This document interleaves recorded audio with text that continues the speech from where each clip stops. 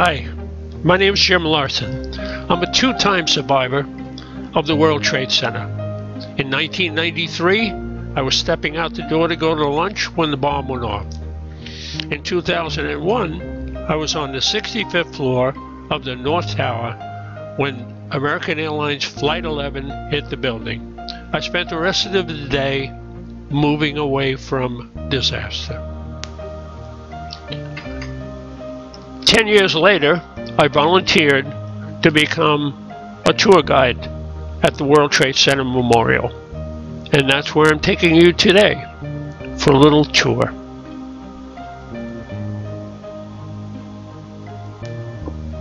Recently, I changed my mode of transportation in order to go into the city. I used to take the bus, but now I drive to Liberty State Park and I take the ferry from Liberty State Park to the World Financial Center and walk over.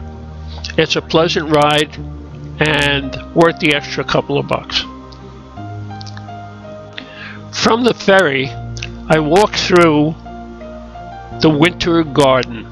It's in the World Financial Center and it's an absolutely beautiful place. It's a glass atrium, and as you can see, there are palm trees, and they've just decorated it for Christmas for this picture.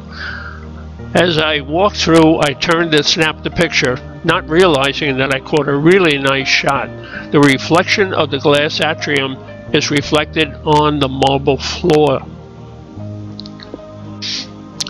I usually make a stop at the American Express Company's memorial to the 11 people that worked in One World Trade Center and were all killed that day. It's the simplest, most beautiful memorial I think of all. The pool has 11 sides, and there is a computerized system in the ceiling that drops into the water, teardrops into the water, 11 in sequence.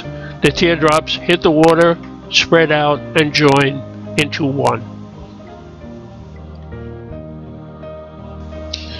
From there, I entered the transportation center, the new transportation center, underground. And when it's finished, the new transportation center above ground will look like this. Walking underground through the new transportation center, you can see it's absolutely gorgeous. It's pure white. On the second floor to the left of this photo, there are shops, and it is just a gorgeous place.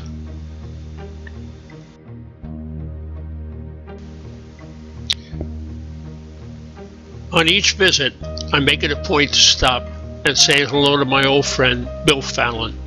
Bill Fallon worked for the Port Authority and was a good friend.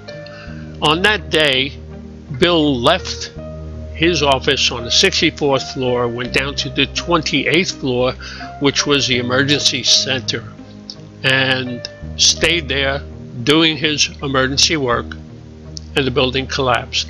Bill was gone. The pool that you see in the background is one of two.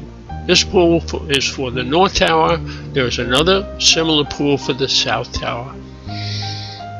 The two pools together are called reflecting absence. They were designed by a man named Michael Arad, who, in answer to a competition, gave this. When I looked at the pools for the first time, I kind of couldn't understand what Michael Arad was trying to do. But I read up on him, and he was trying to give the impression of embracing nature.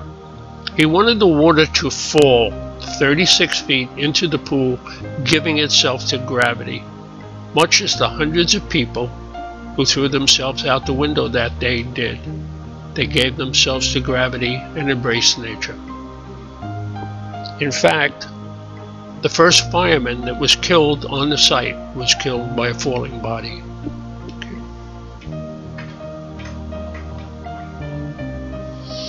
My walk takes me past the World Trade Center Memorial Museum. The museum has been open now for a little shy of a year.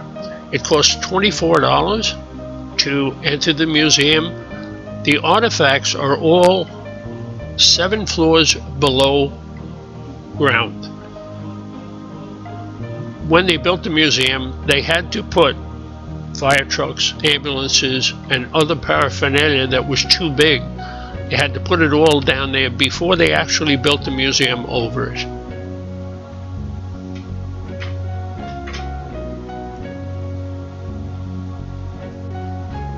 On my tours, I take people past a portion of the South Tower Memorial Pool, and I point out Christine Lee Hansen.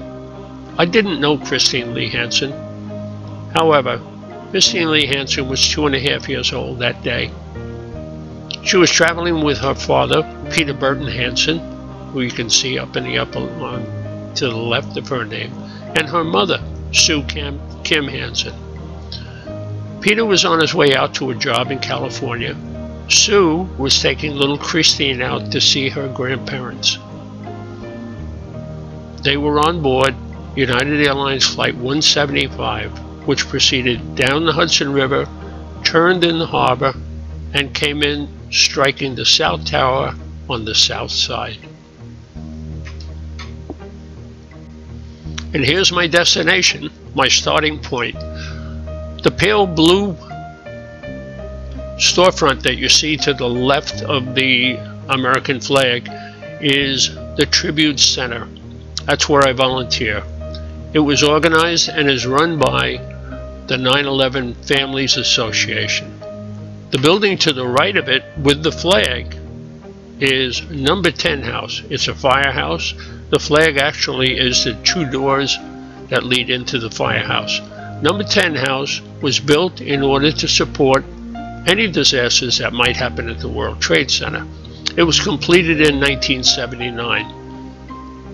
However, on September 11th, it was not the first company to reach the World Trade Center.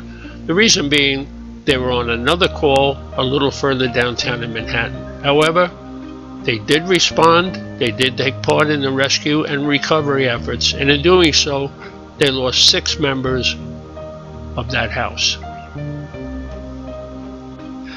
This plaque, that's adjacent to one of the doors to the firehouse, shows the 6 members, and it is in honor of the 6 members of number 10 house who gave their lives on September 11th. Just around the corner from what we've been looking at is another plaque. This plaque was dedicated by a law firm in downtown Manhattan called Holland and Knight. The plaque commemorates the loss of lives of the 343 firemen who gave their lives here that day.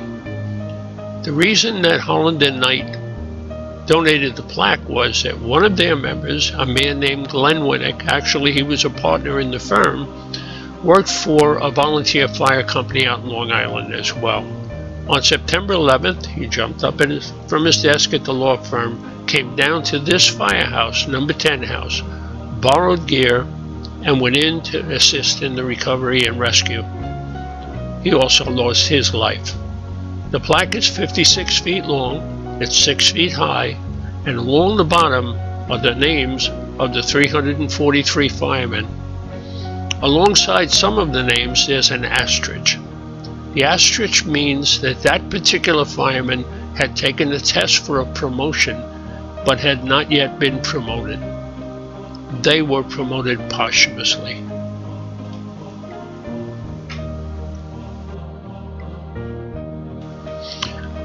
As we're walking toward the memorial, I tell the people in my group that they are probably in one of the most historical parts of New York City, the lower part of Manhattan. It was settled by the Dutch in the early 1600s. Later in the 1600s, the British came and took it away from the Dutch. Then in the 1700s, we Americans came and took it away from the British. However, in all that time, it thrived as a seaport. It's a perfect natural harbor. And it grew and grew. Cargo and passengers came into New York, and it just got bigger and bigger until it got to the point where it was no longer manageable and no longer feasible to have all these ships call on Manhattan Island, because that's basically where they called, the east and the west side of Manhattan Island. So a decision was made to move the cargo ships out of Manhattan over to Port Newark, Port Elizabeth, and also to Brooklyn. However, in doing so, I don't think the city fathers thought much about a little area of 16 acres, which became the World Trade Center site, but was at that time a group of small businesses that dealt with the different shipping companies. They sold them produce, they sold them rope, they sold them maps, they sold them compasses. Anything that had to do with maritime trade was done there. When the ships moved out, obviously the companies that did business with those shipping lines moved as well. So a 16-acre site in Lower Manhattan was left to wreck and ruin. The only thing that was left behind, or the only thing that was there, was a small group of businesses that fixed radios and television. It was called Radio Row. If your radio broke down, you took your radio down there and they fixed it. Nowadays we just throw them away. However, about that time, David Rockefeller, the head of Chase Bank, went to his brother Nelson Rockefeller, the then governor of New York, and said, look, we have to do something here. We have to show the world that we are a major trading port, and right now we don't have that image. So, along with the governor of New Jersey, and under the vehicle of the Port Authority of New York and New Jersey, planning was begun to build a new World Trade Center. By the way, this picture that you see was taken in 1946, and for those natives who are looking at the picture, if you look about 2/3 of the way up the picture, you see the entrance to the West Side Highway, the elevated West Side Highway, which no longer exists.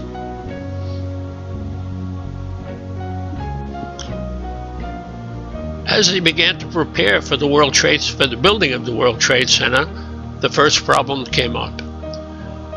They had to dig down 70 feet. It was a 16-acre site. They had to go down 70 feet to bedrock in order to support the huge towers that they planned on putting on the site. Problem was, what do you do with 4.6 million cubic feet of dirt? If they were going to truck it out, we'd probably still be sitting here watching trucks come from the excavation point, and nothing would have been done. I don't know why they didn't take it all out to sea and dump it, but apparently they couldn't do that either. The most feasible thing was to build a trough. You see it here. The trough was 23 acres. All the fill from the World Trade Center was taken and dumped into the trough, along with other fill from the city, in order to fill it. Once it was filled, they waited 10 years, and after it settled, they built the World Financial Center on that site.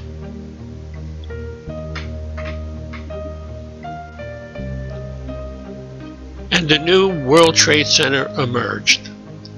The focal points were the two towers. The North Tower was completed in the latter part of 1971. The South Tower was completed in the early part of 1972. Each tower was 110 stories high. Each tower had over 100 elevators. The windows in both towers were only as wide as a man's shoulders. That was because the man who designed the towers, a Mr. Kamasaki, was afraid of height. And he felt that if the windows were really narrow, people would not have a fear of falling when they were standing nearby them. And he was probably right. The buildings were built on a concept called exoskeleton. That meant that they built a center core, a concrete center core, the entire height of the building. And from the center core, they brought out floor beams and anchored them to the outer walls of the building. What happened in effect was that when you were standing in the building on one of the floors, you could look from one side of the building to the other. There were no columns. Everything depended on the center core and the outer walls to hold up the building. The buildings would sway 7 feet in either direction on a fairly windy day. That meant that people who worked in the upper floors of the building, if they were prone to motion sickness, would have to take a Dramamine tablet before coming to work. We used to go into the men's room, and in there you could look in the commode, and the swaying of the building would cause the water in the commode to sway. We would take a pencil, tie a string to it, hang a paper clip from it, and throw it up into the ceiling until it stuck. And then we'd sit there and watch as the paper clip swayed back and forth. That's when I worked for the government. We had not much else to do but watch things sway back and forth.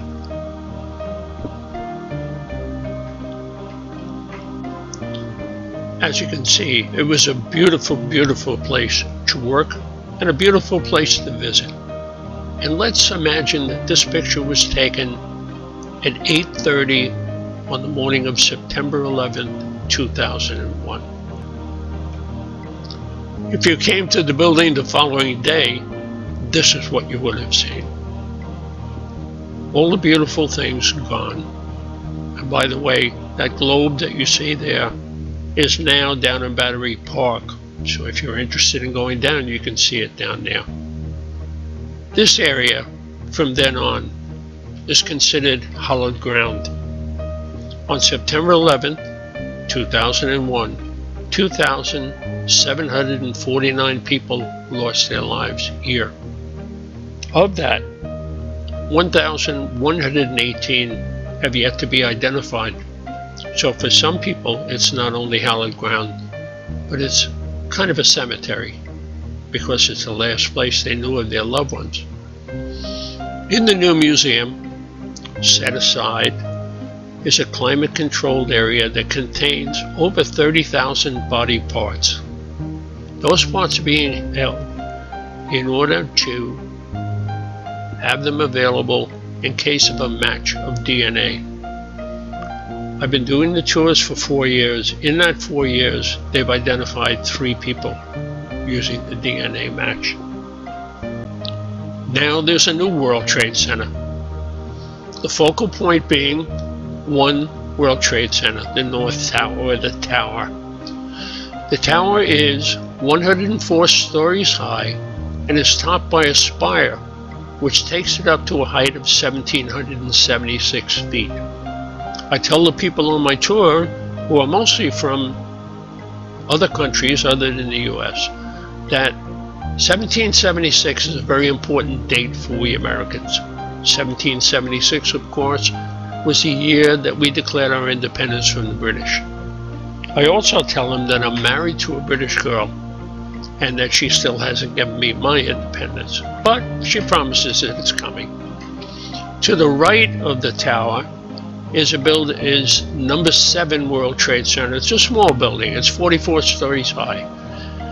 It is part of the World Trade Center complex, but it is not on the 16-acre site. It was not on the 16-acre site, the original World Trade Center. Number 7 was the last building to fall on September 11th. It fell at about 5:30 in the evening. Next to that, to the right, there's another building which has yet to be built. It's number 2 World Trade Center. It will be built, but not at the present time. There's just too much office space would go on the market at one time, and it would drive down the price of office space. So they're going to wait with it. However, I like the building for one reason. If you look at the back of it, you see that it goes down in 7 steps, and it faces St. Paul's Cathedral. And I call it the 7 steps to St. Paul. On September 11th, obviously, all the windows in all the buildings surrounding the World Trade Center were smashed. Nothing was left, except the windows in St. Paul's. They stayed intact.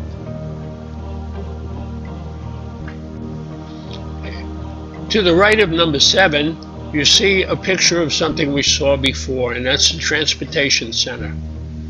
The Transportation Center, when it's complete, will be able to handle 250,000 people a day through its hub.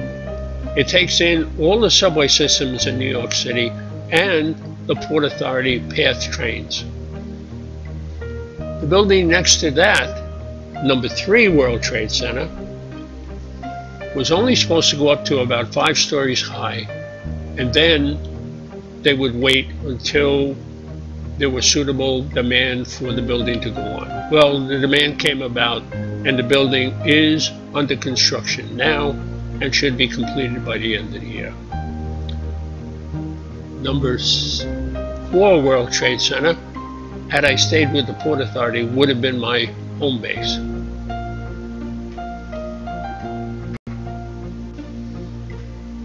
I noted earlier that I had passed through the Winter Garden on my way down to the Tribute Center. This is a picture of the Winter Garden, and basically it's how it looked prior to September 11th.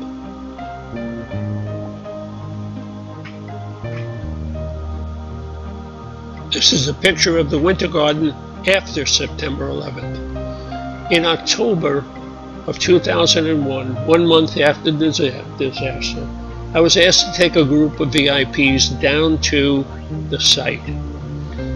All the streets were closed in that area. The only way to get down was, we did, in police cars. Port Authority police cars came through the Holland Tunnel and drove down the walkway alongside the Hudson River. As we passed the Winter Garden, one of my most favorite places, this is what I saw. I always described it as an old friend who somebody had reached out and torn the skin off and just left the skeleton. I was heartbroken when we passed it. We went on down to a special platform that had been built and overlooked the entire World Trade Center site. And when I walked out to the platform, I thought I had walked out into hell. Smoke was rising, fires were burning everywhere. People were walking through the mist and the fires with oxygen tanks and gas masks and helmets on. And just aimlessly, it seemed like they were aimlessly walking. And it had a profound effect on me. I did not go back for 10 years. I did not want to be near this disaster. After 10 years, I got a letter from the Port Authority suggesting that if I were interested in doing tours at the World Trade Center, to come down. I came down, did my training. I've been doing the tours now for 4 years, and it's probably one of the most wonderful things I have ever done. Mostly because of the people I meet. People who are interested enough to come down there and look at the memorial and spend some time just reflecting on what happened there. I thank them all, and I thank you. Bye.